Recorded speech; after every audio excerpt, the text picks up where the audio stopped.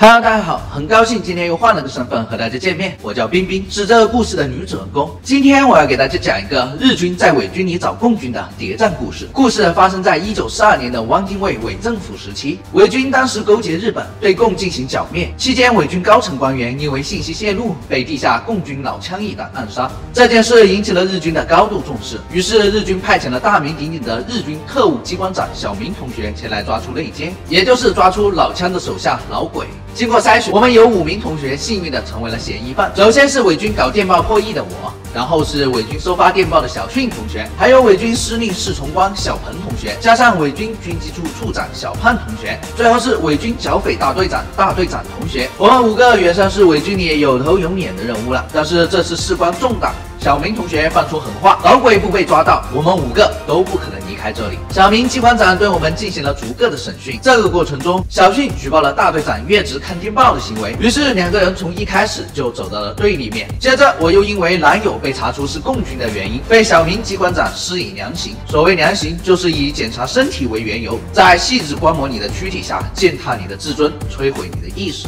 也许这对于有的人并没有什么，但是对于我这样一个出身名门贵族、受过高等教育的女人来说，这无疑比死还要痛苦。但我还不是最惨的，最惨的是后台最硬的小鹏侍从官，他的靠山剿共司令可是能和小明机关长平起平坐的存在。但就是这样一个后台硬的不行的小鹏，因为笔记和老鬼雷同，被他的靠山司令亲手用以重刑。可怜的小鹏无辜躺枪，他在临死前还大呼冤枉。那么内奸到底是谁呢？错杀了小鹏侍从官后的小明机关长并不气馁，他本着宁错杀不放过的原则，又将计就计的设了鸿门宴。通过他在宴会上的细致观察，他基本排除了我和小胖，那么老鬼就只存在于小迅和大队长2人之间了。果然，小迅再次举报了大队长。大队长因为香烟上有用于通讯的电码，被严刑拷问，之后更是被施以惨无人道的针刑，3针下去非常人能忍。但大队长还是咬牙不供。大队长当然不是老鬼，但他却是地下共军领导老枪。原来在我们5个人里，内奸是有2个的，一个是老鬼小迅，一个是老枪大队长。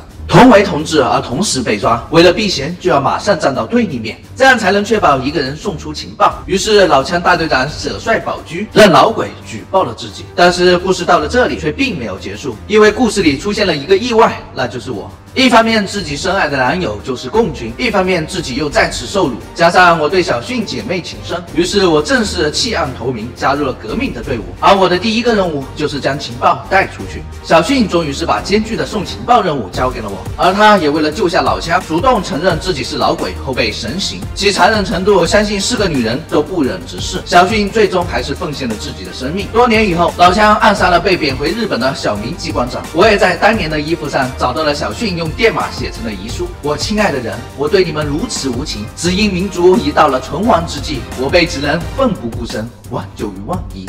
我亲爱的人，我对你们如此无情，只因民族已到存亡之际，我辈只能奋不顾身，挽救于万一。